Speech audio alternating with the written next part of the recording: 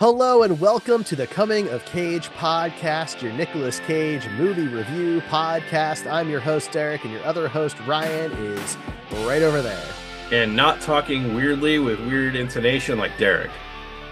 Well, I do say like the same thing to kick off every episode, and sometimes I realize I do that while I'm doing it, and You get into a self-reflective state I and do. things start to fall apart quickly. Yeah, Thank God I'm here to save it. Thank our one true all God, Nicolas Cage, to save it.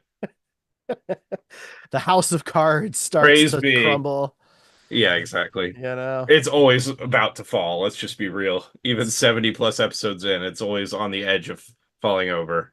It certainly is. But today we've got kind of a more lighthearted episode than Jeez, usual. the last one we did was a little dark, so it's nice to have something a little lighter. We've had a lot of dark stuff recently, bringing out the dead, trespass, vengeance. Definitely a lot of heavy stuff, but we have Honeymoon in Vegas, Yes. the 1992 romantic comedy. A very 1992 movie. Stars Nicolas Cage, of course, as well as James Caan and Sarah Jessica Parker. Pat Morita. Yeah, There's actually a lot of people in this movie. there are Yeah, a we'll lot. go through it, but Yeah. it's some of them aren't even credited on this on the IMDb page. Not like in the main list of people, which is weird Hmm. because they're big names now, but they probably weren't then, and that's why. I think that's the catch. Yeah. You know, So what's this one about?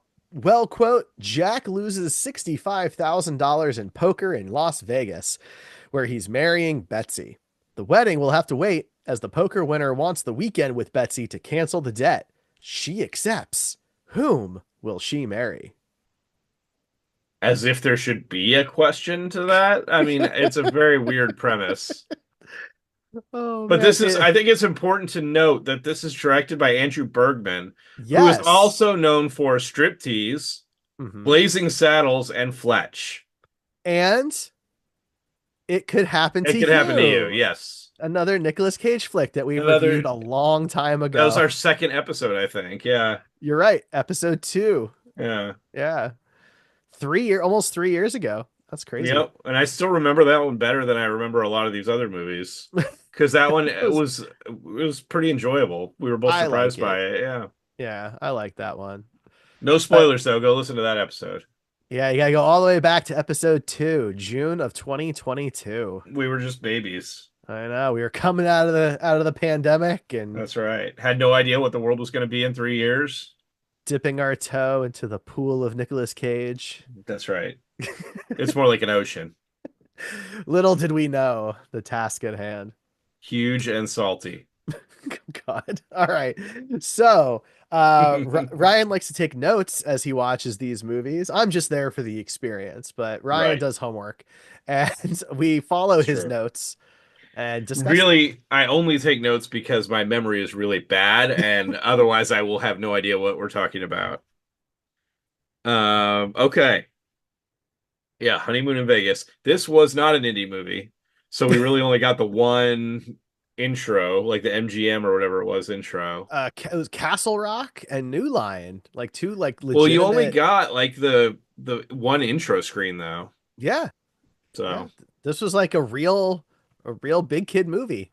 yeah, but in 92 it's not like, he had his own studio or anything like that, so and he didn't hadn't really been doing indie films at that point. No. So yeah, the film opens in 1987. The movie takes place in 1992, we're led to believe, but it opens in 1987 For some reason. with well, a very good reason, because Nicolas Cage is visiting his mom in the hospital. And this is a very quick scene. I mean, it is like 2 minutes, Hmm. but it basically sets the tone for the entire movie. And it's also, it stands out as like if I didn't know that this was the same movie as what we were getting ready to watch, I would not think that these two scenes are related at all. But literally, the scene is his mom dying in the hospital. Like she's very sick, and she talks about like how she might die, and he's like, "You're not gonna die. You're gonna get better." And she's like, "Just promise me one thing." What is it, Mom? What is it? I'll do, anything. You'll never get married, which is the most ridiculous thing to believe a mom would ask their son to do. Well, because like And she then says she something. immediately dies. Well, because she said something about how like she'll never love you the way I do. Right. Even though she dies 2 seconds later. Hmm. But and it's the most unceremonial death ever. Well, because he's She like, I just, can't promise you that, Mom. You can't. It's not and then something she you can just goes, ask of blah, somebody. and dies. Yeah. Yeah. And that's it. And then we're in 1992. Hmm.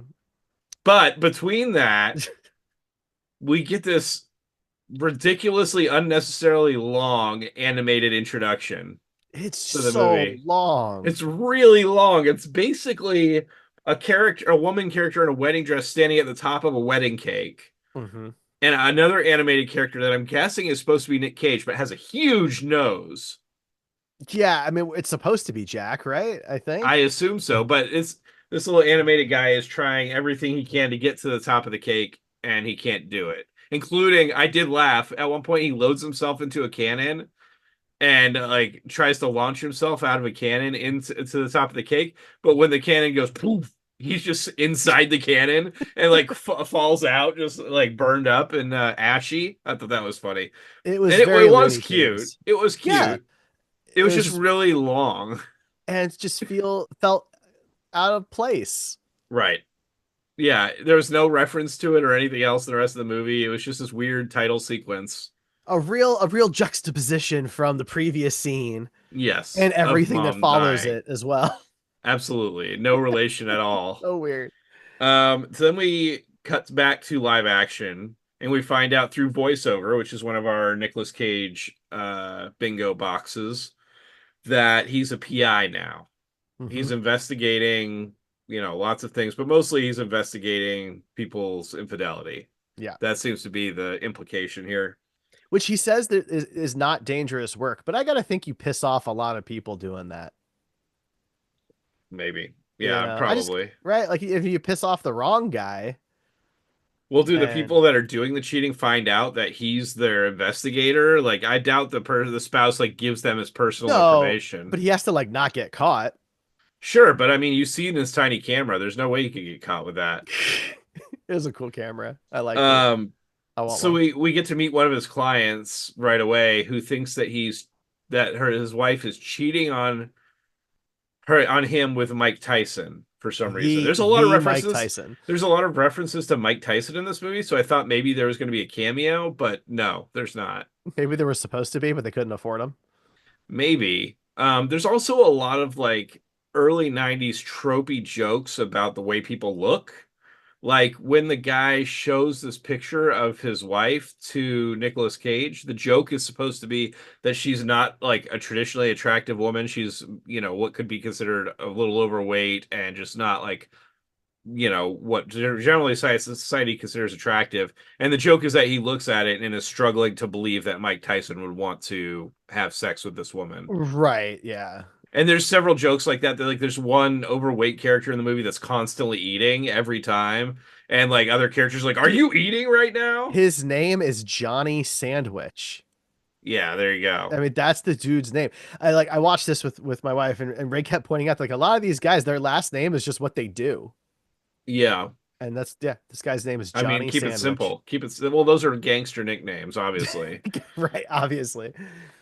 So we get our first introduction to Sarah Jessica Parker's character when Nicolas Cage walks in a horrible fake mustache. But we do have a square on our bingo card that is Nick Cage has facial hair, and I think that counts. So Oh, I didn't cross that one off. I'll take it. yeah. I'll take it. She references to him. So there's some throwback to the intro scene at this point where she talks about how he's been having recurring dreams about his mom. Yeah. And he's talked to her about how he can't get married clearly because of his mom and all that. But there's several references to the fact that he dreams about his mom naked, Naked. Hmm. which is supposed to be a joke, I guess. I mean, It's I not one that think I found particularly funny, but no, certainly not like like as the movie goes on. in this case, she references his mom vacuuming naked. Hmm. Yeah, and he has to like defend himself, and he's like, "No, it's not about the nudity. It's not sexual." Yeah, Still weird, dude. it's about the clutter or something like that. And I'm like, yeah, okay. Still weird. So then we get a scene of him doing his PI thing where he appears to be spying on Wilson Fisk from Daredevil. Did you get that vibe?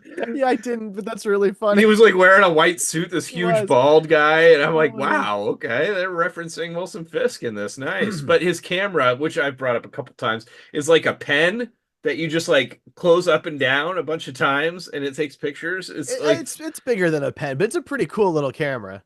it is, but it's also the most obvious spy camera you've ever, because taking the pictures, you have to like, oh, I hate to say jerk off the camera, but that's kind Jerk of what off. it looks like you're doing. And like it's just doing that motion in front of your eye a lot is not a natural motion that you could like easily hide. I guess it's a good thing they're in New York and just the craziest things happen. Nobody Yeah, where notices. yeah, because at this point the movie is called Honeymoon in Vegas. Little misleading. We'll get to that later, but they are living in Manhattan at this point. So Right. Yeah. um yeah, so we get to a next scene where he's wearing a sweater vest of some kind, which I thought was interesting. Okay. Um and he's talking to one of his friends, I believe, and he's talking about how their relationship is having trouble because she wants to get married and he can't get married. Their love's on the rocks, Yeah. so to speak. Which I think, they've been together rough, 4 years, I think is what they say in the movie. And so is it surprising that she's interested in moving to the next step? No, it's not surprising. Should she already know that he's not going to get married because of his mother? Probably. Maybe. But in any case, they have this awkward dinner where and it's just not at a diner, unfortunately. No, but it is in the But world's smallest table. it's the world's smallest table, and basically she gives him an ultimatum, more or less. And he says he on the way home after dinner, the awkward dinner, in the taxi or whatever, he says, or maybe they're driving, I can't remember. But either way, he's like, let's do it. Let's go to Vegas and get married right now. Which apparently Vegas is the only place can get married in this movie because every character that wants to get married only wants to do it in Vegas. Yeah, I wonder if that's because of the old trope that like it's the same day type service. There's no like 3-day waiting I thing for the assume that's marriage what it license and is. stuff. It's just a But weird thing. also like this, like, she's a teacher. He's like a struggling PI, it seems.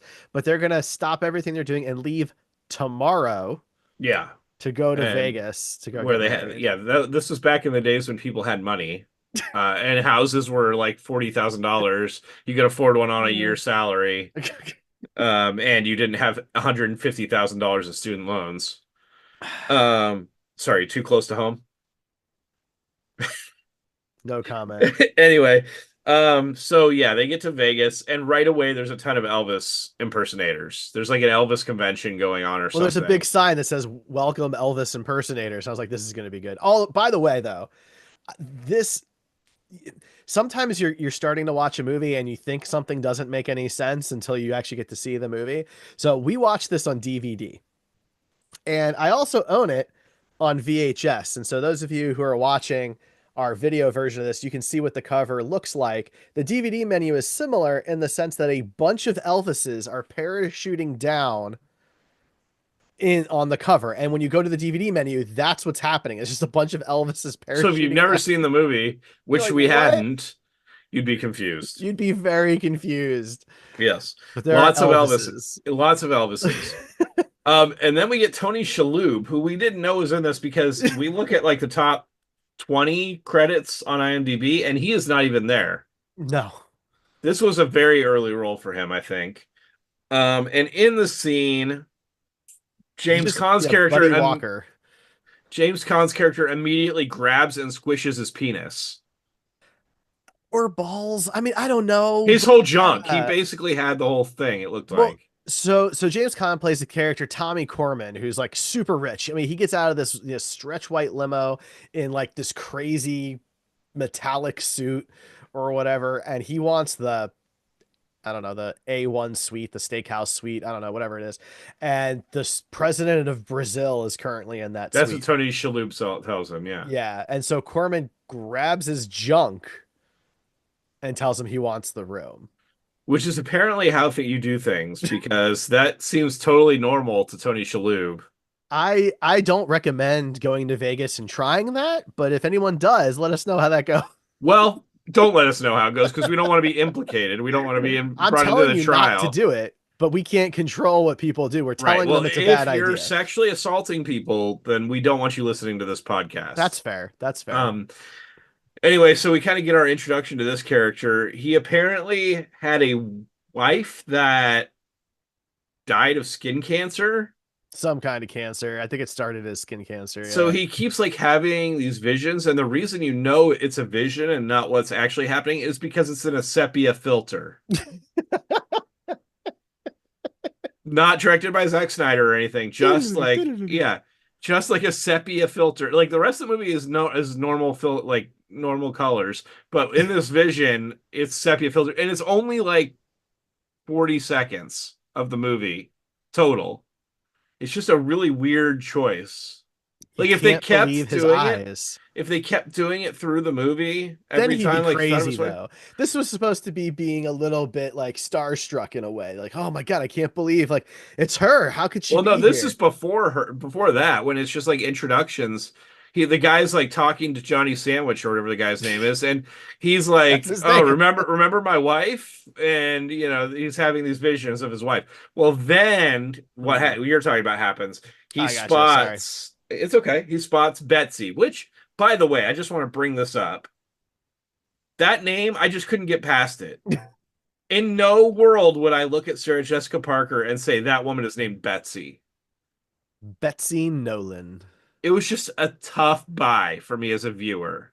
So whoever decided that was going to be her name, I'm sorry, but you should not be naming people for movies. Anything else would have been better. I mean, that's Anyway, fair. he sees her, and it's funny because I'm pretty sure Sarah Jessica Parker was playing his wife in like a really bad wig She's in the credited flashbacks. Okay, of yeah, it of did look playing like her. Donna.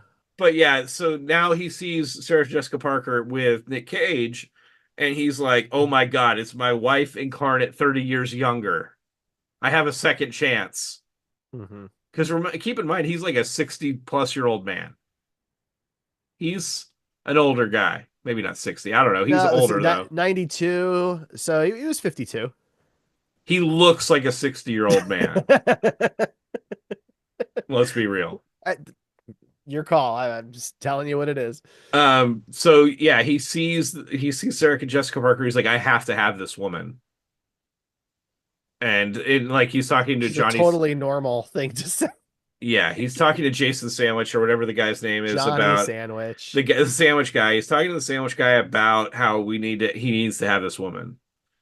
And which seems like not a very normal thing for somebody to say, but it's 1992. I guess that's what happens. Well, and he Uh sees her with Jack Singer. Like they're yeah. together, they're checking into the hotel. Like she clearly has a guy because Johnny even mentions it. He's like, oh, but she's married. And he's like, you don't no, no. Then here's another kind of joke in the movie is a married couple would never look that happy.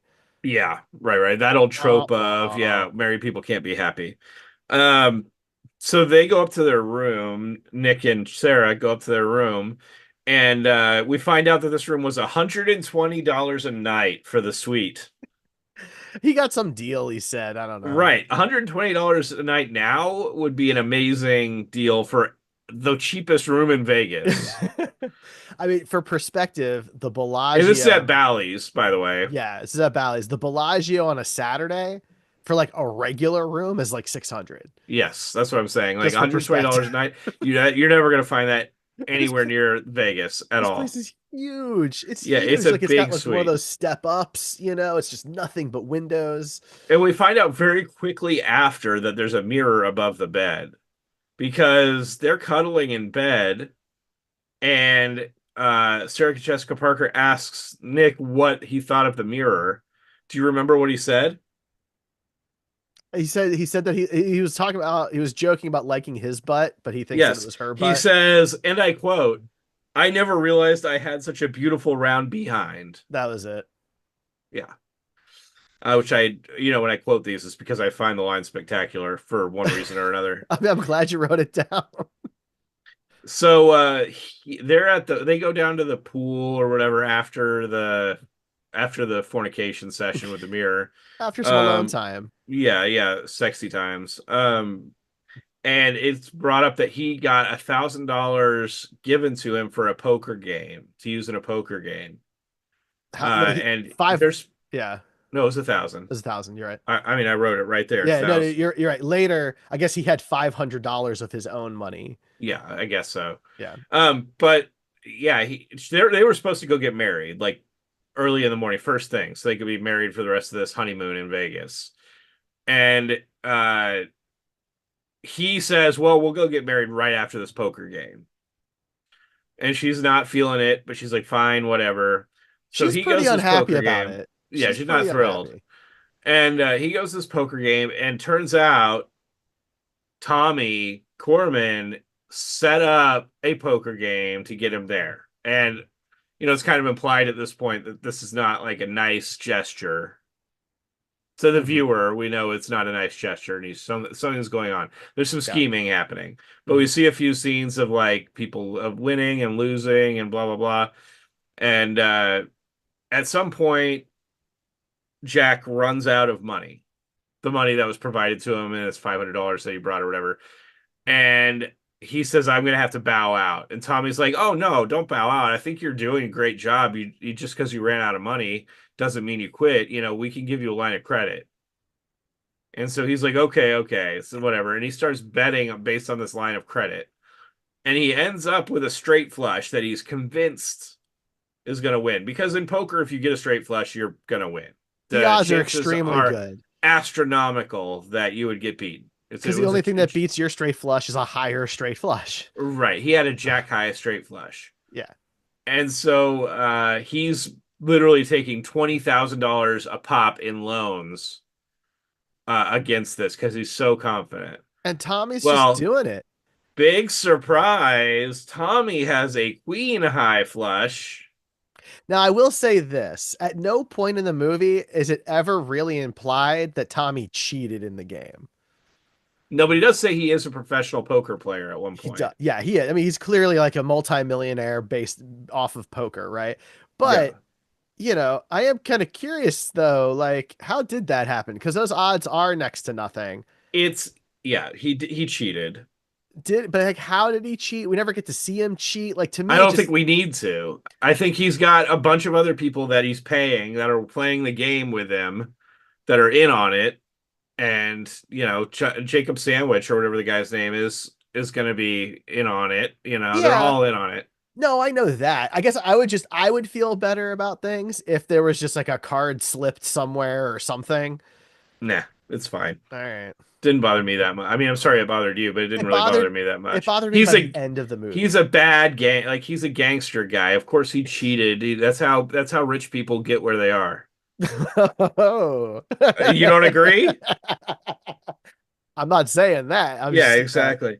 Anyway, so Nick is like sweating his ass off and he's like emotional. yeah, I would hope so. This dude is in the whole 65K on Yes. what is essentially most of that was from one hand. Right? I think he's down like 1 or 2 grand or something like that. And then he does this stupid nonsense. Right. And after the game, everybody's left. It's just Nick and Tommy Corman in the room. And, Tommy is emotionally manipulating Nick very easily. He has no problems doing this. And he says, there's one way that we could have this work out. And you don't owe me the 65,000 if we do this. Because he had physically threatened him up that, and like Oh just yeah. before this, he was like, people get really physically injured with debts like this. Hmm. And then he says, "Well, if you give me your girlfriend For for the the weekend. weekend, then we'll call it square." I thought she was attractive. She reminds me of my late wife or something like that. Which, by the And way, at this point, it's still at no point does Jack think something's amiss here from that perspective, right? It doesn't click in his head that maybe this was a setup. right.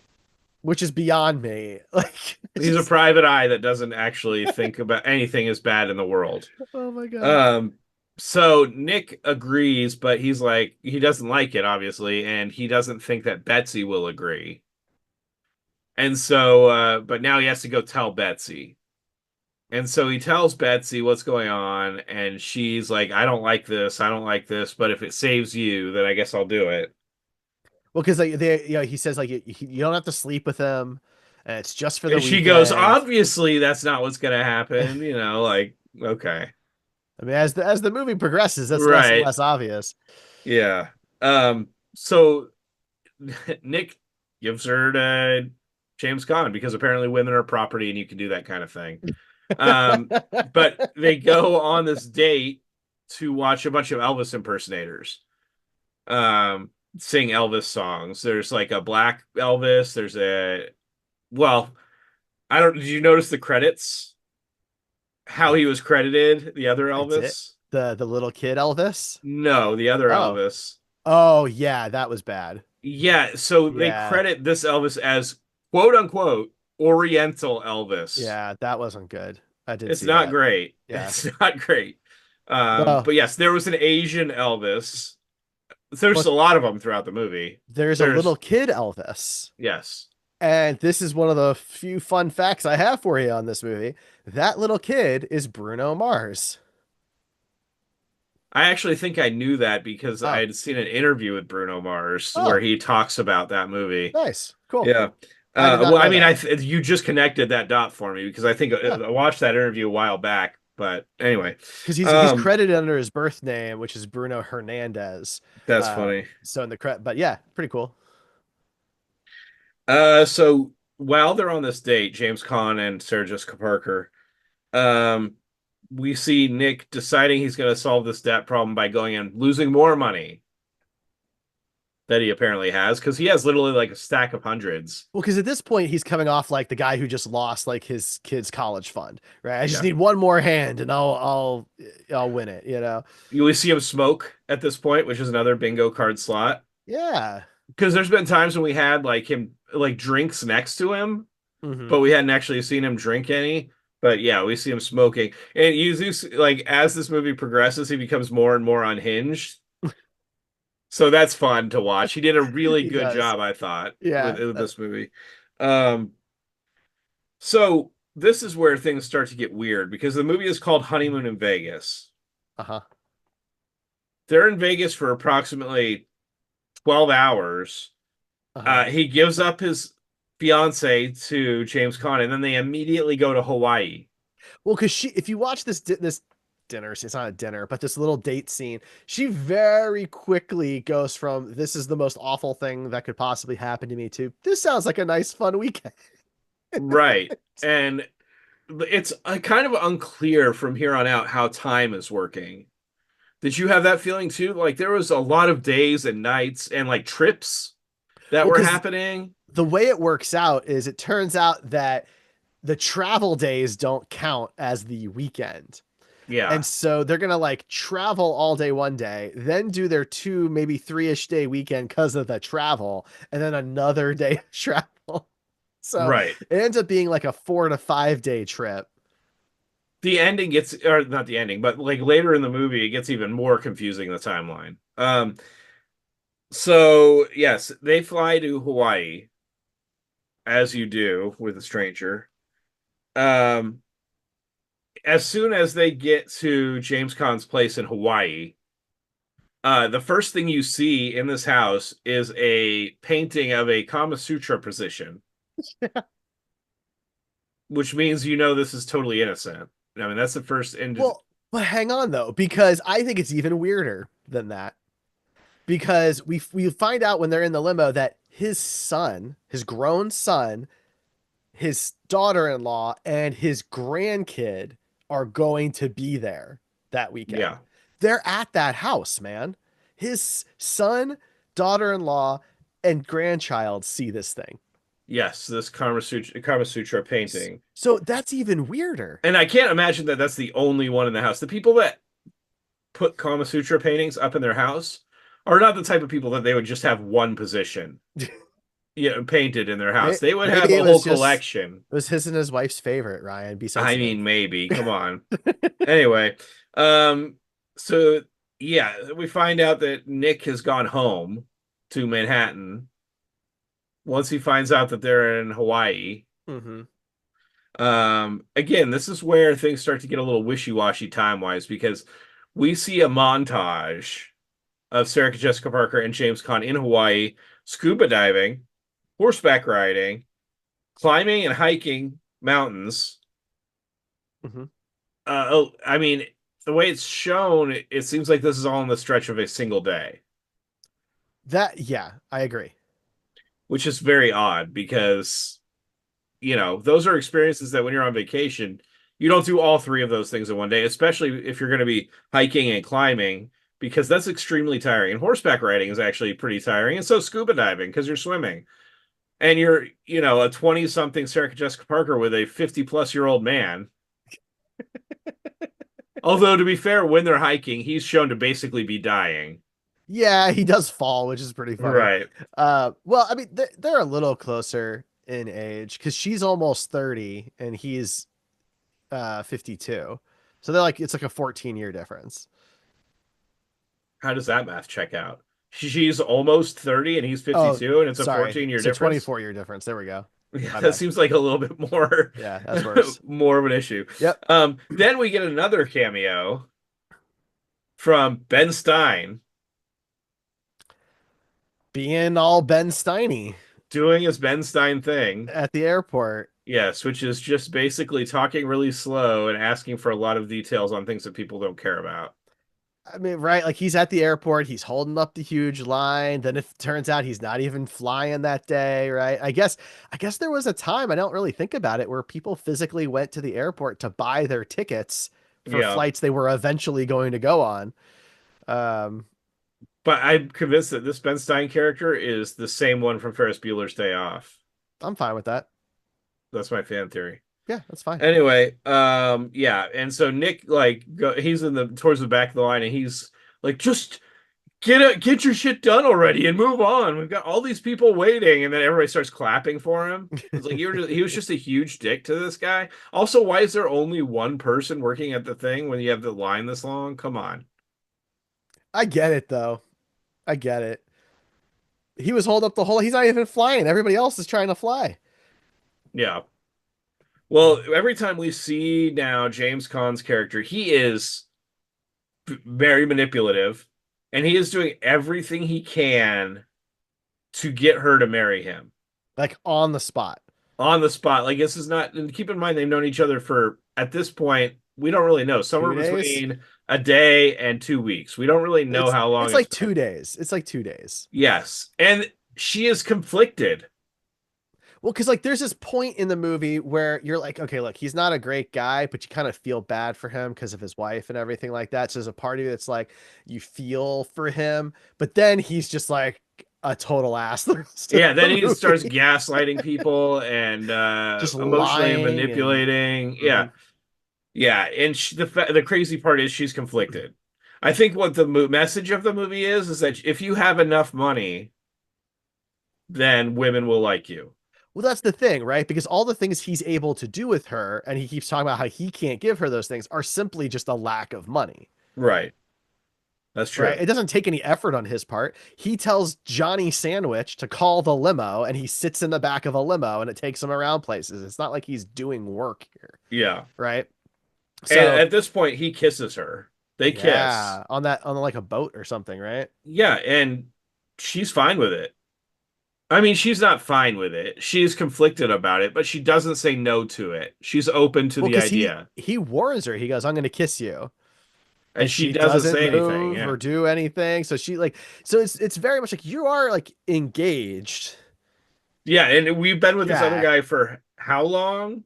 I don't know if they ever actually say in the movie, but it's implied that they've been I together think for it's quite a four while. years. I do think it's Yeah. 4 years. They've been together for a good amount of time. Yeah. So Nick, I guess, finds out that they're in Hawaii. Oh, so I think what happens is they hear that there's a volcano erupting. Well, he knows they're in Hawaii. Yes. But but so they're on a date or whatever, and then James Caan's son comes out and is like, "There's a volcano erupting," and so he's like, "We got to go to that," and so he goes with her to the volcano erupting. Well, Nick is watching TV and sees on the news that the volcano is erupting. This is where time gets a little weird because the news says yesterday this volcano erupted, and Nick sees that on the news and then flies to Hawaii when it's already been a day mhm, since that happened. mhm. So now we're an extra day ahead of time. There's been a time skip in there. Yeah, so I think the volcano is day in my head, the volcano was the night of day one. Now, to your point, all the things that they do in a But that single happened day, after the kiss. isn't that still day one? Yeah, but you said it was he's known her for 2 days earlier. Because they met the day before. I'm not. That was the travel day. Oh, This is okay. their. This is day one in Kauai, right? So Gotcha. they have their travel day. Then they have their first day in Hawaii. The second day in Hawaii is when he's traveling, trying to desperately get to Hawaii. I think maybe there's an Sure. extra. There could be an extra day in there. It's kind of hard to tell. Sure. Because Yeah. she's all mad because he checked out. She's trying to contact him at the hotel, but he checked out. Then she tries to contact him at his home, but he's not there anymore. She doesn't, Right. right? So she can't get a hold of him, and that's making her more upset, which makes her want to be with Tommy James Corman Caan, more, apparently. I Yeah. guess. Yes, and so Nick sees this on the news and he, he has to get to Hawaii even quicker, So now he's And so buying another plane ticket, right. spur of the moment, last minute day of plane ticket to Yeah. Hawaii from New York. Right. That's never been cheap. He gets there and Johnny Sandwich has heard that he's headed to Hawaii somehow. And so they pay Pat Well, because Morita. he's got like spies in every airport in the country, apparently, that they all Yeah. have his picture or something. Yes. And Jacob Sandwich tells Pat Morita he knows this guy, and he's like, okay, when you see him, distract him for a while. Like just drive him around or do whatever. And this Pat Morita, for those that don't know, if you've seen him in Karate Kid, he was Mr. Miyagi. Everybody's seen that movie. That was an act. He is an actor, but a lot of people don't know that that was an act and think that he had the thick accent and the mannerisms of speaking of Mr. Miyagi. But in fact, he did not have that. He had no accent almost. I mean, he just sounded like a typical American and was a comedian actually. Uh, Before the Mr. Miyagi role and after. But in this movie, he has kind of like a stoner kind of vibe, stoner kind of accent, very like tribal, like I don't know, man of the earth, Hmm. you know. And so Nick runs into him and is like, "Can you bring me to Tommy Corman?" And he says, "Oh yeah, no problem." And so he immediately drives him for however long, unknown amount of time, to go meet a guy named Chief Orman because he thinks that's what he said, allegedly. Obviously, this is all ploy, but Chief Orman is played by Peter Boyle from Young Frankenstein. Everybody loves Raymond. And he's a weird character. He's also a very stonery Yeah, guy. so I loved Peter Boyle. I really like Young Frankenstein is one of my all-time favorite movies. I love him. I kind of felt like this role was insensitive. Um, I had the same feeling, yeah. okay. So that was kind of weird. But yeah, I mean, he's just sitting in this shack while Peter Boyle tells him stories, I guess, and they Yeah, keep because drinking. Pat Morita, whose name is Mahi Mahi after the fish. Yeah, there is a great exchange with that, by the way, Yeah. that I really liked because yeah, so when they first meet, he's like, "Your name is Mahi Mahi," and he's like, "Yeah, my father was a fisherman." So Dick goes, "My father left home when I was 5. That's why I'm named Jack, as in Jack. Tell your mother I'm just going out to get the paper." That was funny. I just really love that. Um, yeah, well, yeah. So Mahi Mahi tells him when they roll up and he realizes that this is not Tommy Corman. Mahi Mahi tells Nick Cage that he has to listen to the stories and befriend Chief Orman or else he'll offend He will be whatever. So disrespectful. you Yeah. disrespect, yeah. And so he's there for an undetermined amount of time. Eventually, he's like, "Oh, I gotta go use the bathroom," and then he steals Mahi Mahi's cab. So that makes him a current criminal. So that's a box on our bingo card. Um, yeah. And so we get another scene going back to Tommy Corman and Jessica Parker, where now he's gonna tell Sarah Jessica Parker the truth about the poker game, which is, he hasn't been truthful about anything really. But he gets But because worse. she's kind of wishy-washy about marrying him, he now says that Nick only owed him $3,000 and that he gave up his girlfriend for $3,000. Without even being asked. It was supposed to It be was Nick's like, yeah, he idea. just offered it up. Yeah. Which Yeah, we of course know is not true. So everyone boo and hiss. right. Um, Nick Cage gets arrested, so that's Yeah. fun. Yeah, he has to spend some time in a Hawaiian jail. With a naked guy. They Yep. go to So throw him in the jail cell, and they make a point to show the other inmate that he's sharing the cell with lying face down naked on one of the jail beds. so if you were looking for nudity in the movie, there you That's go. true. That's true. That was not on my card, sadly, but we'll get into that on our bingo card uh episode. Um, so now I think they decide to head back to Vegas. At this point, Sarah Jessica Parker has agreed to marry him Mm-hmm. by whatever miracle that happens to be. The miracle of a screenwriter needs to continue this conflict, I think. So they decide to fly back to Vegas. Did you know? Well, you skipped the fight at the golf, like on the green. Yeah, because okay, go. Why don't you explain that then, Derek? No, well, it comes back later, but it's fine. It's fine. Go ahead. Let them know. Let Okay. our listeners know The they want to reason hear was from why he you. gets arrested. It's why he gets Yes. arrested. He gets arrested because he finds them at this like country club or whatever, and he and Corman start having like a rolling fist fight, yeah, on the green, and he's shouting, "Betsy, Betsy," into the wind, and she's like standing off, in the distance, 50 yards or whatever, and she thinks she can hear his voice through the wind. It was so eerie. Not enough for her to like turn around and look, Right. but But Tommy Corman comes out and just like tackles him, and then the police come and take him away. oh So man. anyway, yeah, she agrees to marry him, and they head back to Vegas. And I don't know if you noticed this, but one of the things I love about Tony Shalhoub, this just, I love the way he plays these scenes. But did you notice what he was doing when they walked back into the hotel? Well, he had his hands down, right? Hands covering his Yeah, like crotch area, which was yeah. very subtle, but it did crack me up. I mean, that's a Um, nice little piece of detail, right? It tells you like somebody's paying attention to the Right, continuity, exactly. right? And I For like that. sure, Tony Shalhoub was like, "This is funny, and this is what the character would do." So yeah, good on him. He's great. Um, so Nick can't get a flight back. In fact, apparently Tommy Corman has so much influence that he can get flights canceled. So part of me was thinking that they just lied about that and the flight was still going as normally planned, but they just weren't going to sell him the ticket. Maybe, yeah, Is was my assumption, right? Because I can't could be. imagine that he has control over like the airlines and FAA. I feel like that's just a bridge too far. Yeah, But that's true. because it's 1992 and Nick can't pull up the Delta app or whatever and look up a flight, they could lie to him. Right, that's true.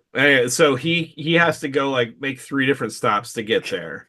Well, yeah. So he's starting to try and plan this. Um,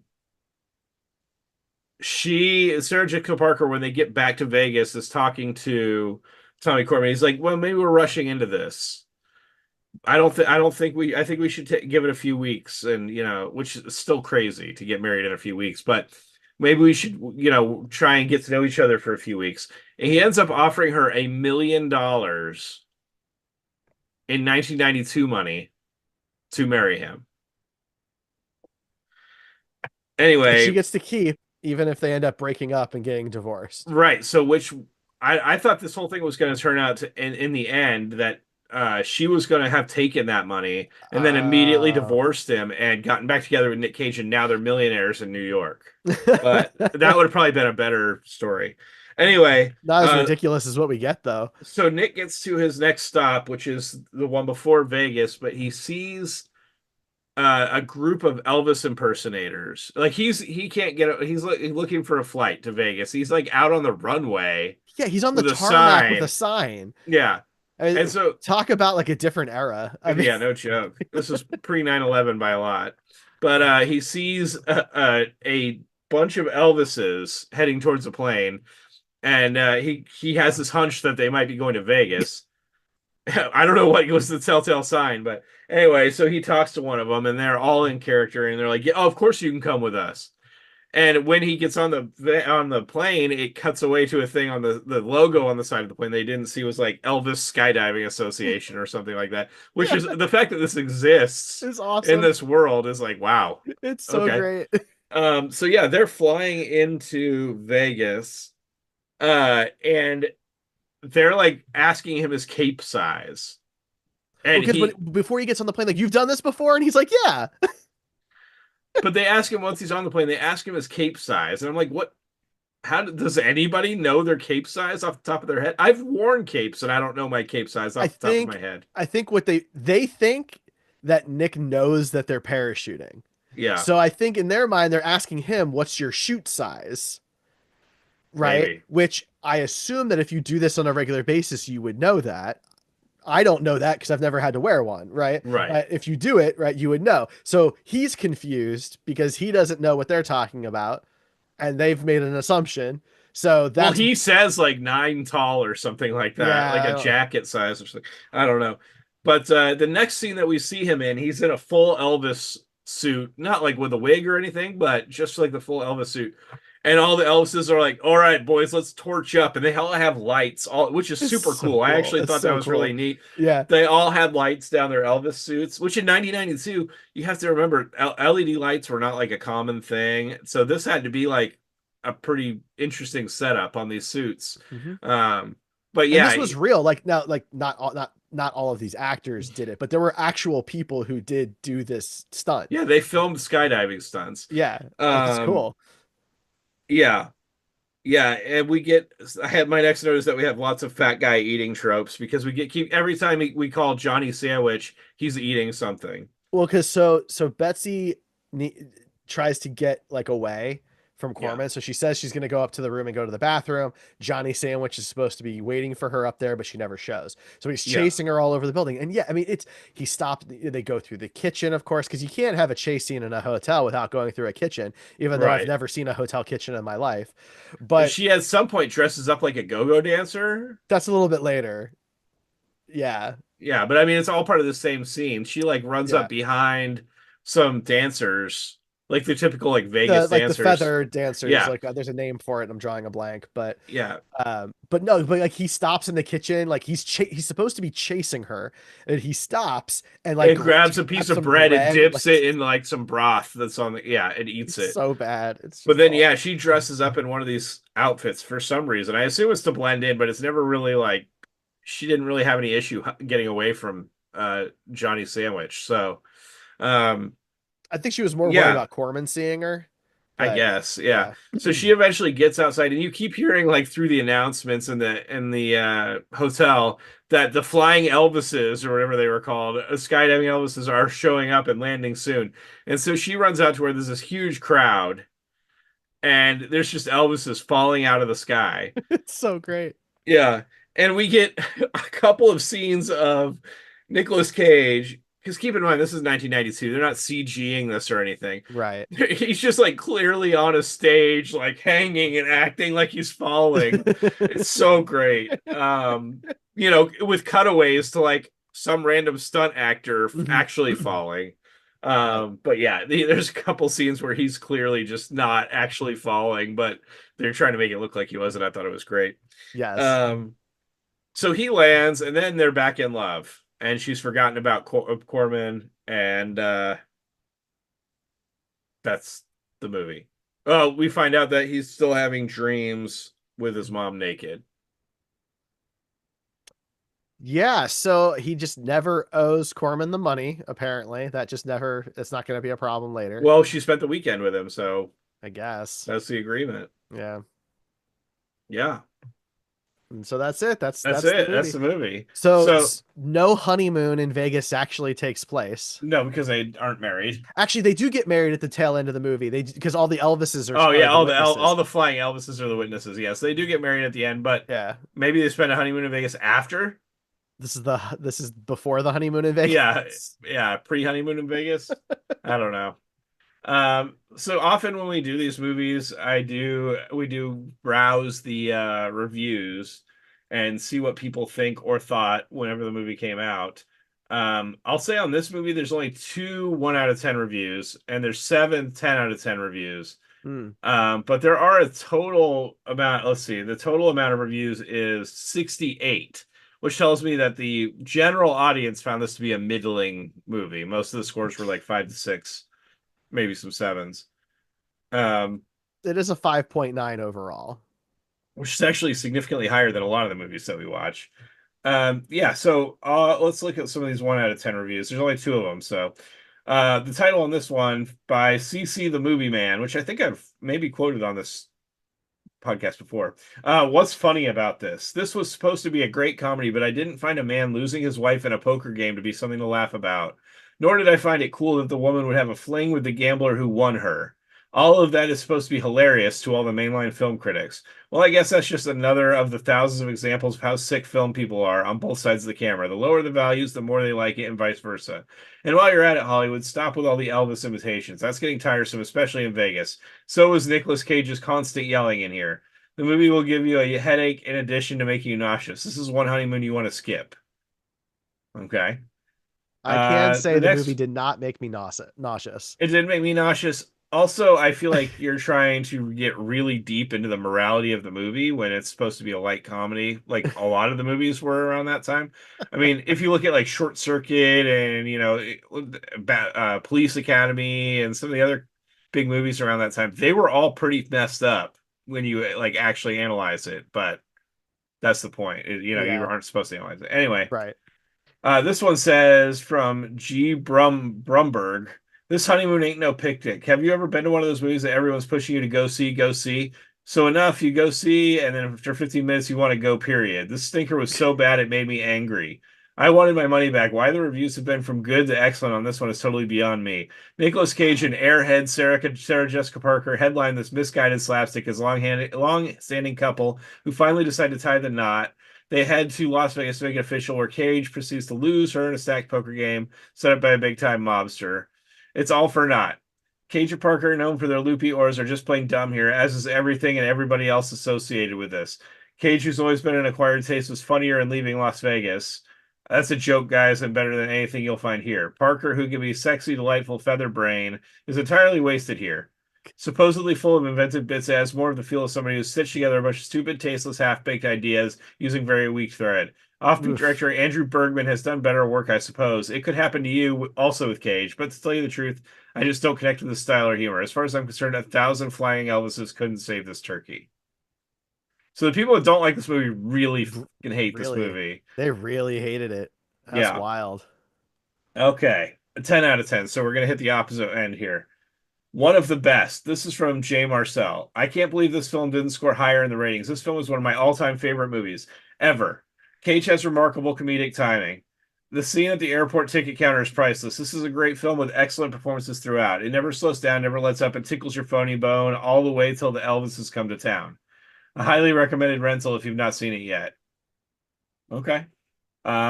This one says hilarious from Blanche 2. Absolutely hilarious with fabulous performances and dialogue. Nicolas Cage's comedy is magnificent from deadpan to outrage. Sarah Jessica Parker has never been better or prettier. A fantastic role for James Caan, who delivered very funny lines in a deadpan manner. Anne Bancroft in the beginning is a surprise and totally funny. A movie I keep on hand for when I'm depressed. I laughed my face off from VP Man. This is one of my all-time favorites. Cage's line, "Hey, I know that now," in response to Parker's comment about a straight flush, has served me well in many a real-life situation. Add to that the great soundtrack, which true, it did have a pretty good It was soundtrack, fun. Yeah. and you've got a great party rental. So yeah, I mean that pretty much runs the gamut. Yeah. Um, I don't particularly find any issue with any acting performances. So No. the 1 out of 10s were a little harsh, I would say. I mean, I actually thought Nick did a really, really good job on the range that he had to show through this movie. Any movie where you see him becoming more and more unhinged throughout the movie, like Vampire's Kiss comes to mind and some of those, that's always a win, right? Even if the I, movie is bad, he does really good with like characters that lose it. well, that's the thing, right? Like I like seeing all that range within one product. Yes. And I do think that, like, look, with Vampire's Kiss, I think, maybe it's a little too far in some cases, but I don't think that's the case here. The movie was nominated for 2 Golden Globes, including Best Motion Picture Comedy or Musical and Best Performance by an Actor, Nicolas Cage. So, He was very good in it. yeah. Um, yeah, and one thing we didn't really touch on during our review of it was that it does get pretty cagey.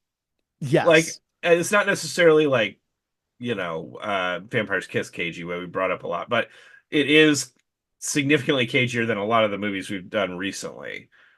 He definitely gets very cagey. There's multiple scenes. He's extremely animated. He does a lot of his kind of Yes. iconic mannerisms and things like that. Like this is the point in his career where I think he like was really starting to find himself, Yeah.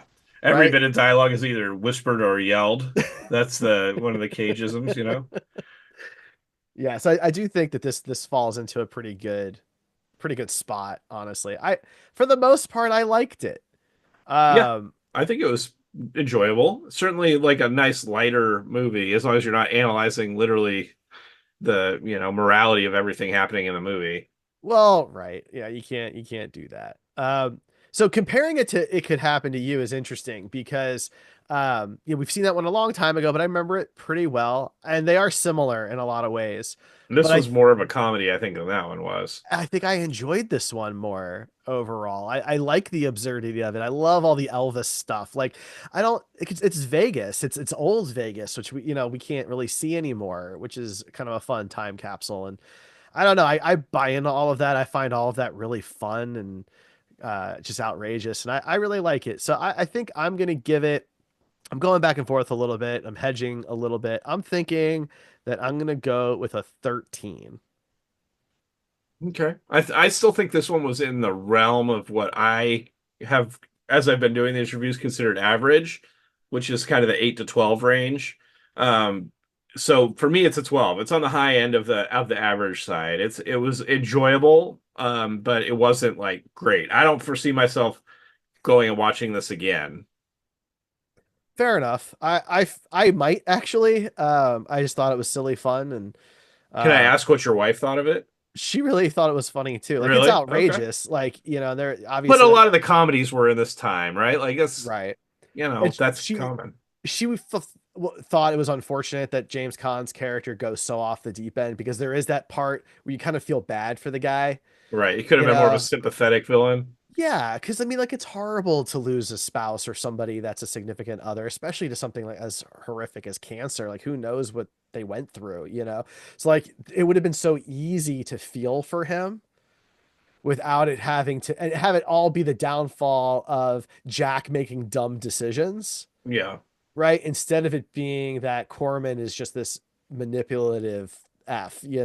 Like, I'm going to bring up this theory that I had early on in the movie that I still think could be the truth. yeah, And maybe you'd be with me on it. I don't know. But earlier in the movie, the way he's describing his wife and talking about her, like after she was dealing with the skin cancer and everything, made me think that maybe either she was still alive and that he had just like left her and was using this as like an excuse. He wasn't attracted to her anymore, or that he had her killed because he wasn't Jesus, attracted to her anymore and was looking for a younger model. that's so much darker. I do. There were some lines in there where I was like, this guy is unhinged early on in the movie. God, that's a level of dark that I had not considered. Well, we've watched a lot of Nick Cage movies that were very dark, so I That's guess true. I'm That's just true. used to thinking about whatever theory I have about the way the movie's going to end is going to be very dark. And here I am. I'm like, this is like a nice change of pace from Right? all that Lighthearted, heavy. lighthearted movie. No, very early on when it's showing like the flashbacks, I was like, man, this guy probably had his wife killed. Oh my God. See, I just thought he was obsessing over her and had No, kind of I lost think his he mind. just wasn't attracted to her anymore because her skin was, she talks about how like when the sun does to your skin and stuff like that. And I was like, his wife turned into a football and he just doesn't attracted See, to her anymore. I thought he was just bitter because of what happened. Like he lost her. And It in my definitely could mind, be. I thought they were gonna play it as like maybe he was a better person before she died, right? And he became this Maybe. bitter, deceitful, mean person because it was the only he could control everything that way, I think this you know. shows the difference in our personalities and mindsets very well. Anyway, so what are you rating it for caginess, Derek? Do you have an Yeah, idea for caginess? it's tough because I always hesitate to go too high. He's definitely pretty I think cagey this in it was though. more cagey than the average for sure. I Depending, I don't know where agree. you're thinking, but definitely more than the average. I'm I'm tempted to go with a uh Here, 13 or yeah, 13 was 14. 100%. 13 was where I was at. 13? Okay. I was That's gonna what I say it was. just to relieve you because I could tell you were struggling with it. But yeah, 13 is where I was at because I Okay. told you I had that like 8 to 12 average range, and this one was just a little bit more than I think what the average Nick Cage movie is. So Well, I'm going back over history and I'm like, well, what did we give? What did I give a 13 to? I'm like, well, Zondali, where he has that accent, and everything, right, and Sunny, but he's barely in it. So we kind of gave it a lower number because it's really just the one scene. right. And then, 14, the Weatherman, He was and cagier in The Weatherman than he was in this for he was sure. cagier in that. Peggy Sue got married. I'm starting to feel like maybe 14 was a little too high, but I don't know, man. He was that voice he was doing was worth a lot. yeah, that's fair. The Gumby voice. Oh, right. Yeah. No, that's good. Yeah. So I think 13 is good. So a 12 and a half on quality and a 13 on caginess. I mean, this puts it in the fun quadrant, Right. Yeah, this is an interesting right? quadrant. We don't get a ton of movies that are in this quadrant, so No, but I would say if you're in that quadrant where you're high KG, high quality, those are the more fun movies more those are the often movies than that make not. us want to do this podcast. Yeah. Like the movies like Pig and Joe made us stay, Right. but these are the movies that bring us to this podcast for sure. hmm Now, I mean, an exception would be Leaving Las Vegas. It's an extremely cagey movie, but in a very different way. Yes, agreed. Um, Not fun. Not fun. I mean, It excellent. His has fun performance moments, is, yeah. yeah, his For a performance and cinephile, it's fun, right? Because yeah, it's just a really good movie. well, incredible performances across the board, right? But everything else in that quadrant is a pretty Yeah, fun kind of movie. So, agreed. but speaking of our scores and stuff, our Cageometer, we now have a live interactive Cageometer that's now available online. So historically, I would post just like still images once in a while, updating it. It's not a great experience. It's hard to read, especially on phones. So I've got an interactive one now. So if you go to comingofcage.com, there will be a link to our Cageometer there, and you'll be able to interact with it live as we update. It's going to trail an episode or two behind because I mean, let's face it, we want you to watch or listen to find out all those scores before you go out to the KJO meter, right? But all of the history is there if you're curious where these movies kind of plot. So there you Yeah, go. it's a lot of fun to just kind of poke around on that. Yeah, it's a good time. All right, so we got to figure out which movie is going to join our Wheel O Cage. So Honeymoon in Vegas leaves the wheel, and joining the wheel from our ever shrinking list is Time to Kill. So Time to Kill joins the wheel. We will, of course, spin the Wheel O Cage in our segment Wheel O Cage to That's find right. out which Nicolas Cage movie will be for episode 70, episode 5. 75. Episode 75, which is our 74th movie. Let's keep that in Right. mind there. So Because we've had one recap episode. that's right. So our 3-year anniversary episode, which will come out at the end of May, will be our 75th Nicolas Cage movie. That's exciting. I hope we get a good Yeah, one. Good one for that. Maybe we'll get Face Off. maybe. That'd be fun. That'd be fitting. All right. All right. That'd be really good. All right. Well, Ryan, anything else for Honeymoon in Vegas? No, if you're just looking for like a popcorn Nick Cage flick, then this is a good one. Check it out. Yeah, it's a fun, lighthearted movie, some fun performances, a lot of actors that you'll recognize from things and be like, I know them from something. And yeah, go check it out. You do. You probably do. All right. Well, we are the Coming of Cage podcast. You can go to comingofcage.com for all of our links. Subscribe on your podcast app of choice. You can watch us on the Derrico Studios YouTube channel. Check out the Wheel of Cage to find out what movie we'll watch next. We have our Cage-O Bingo series and all that good stuff. I'm Derek. That is Ryan. And this is our honeymoon in Vegas. See you next time.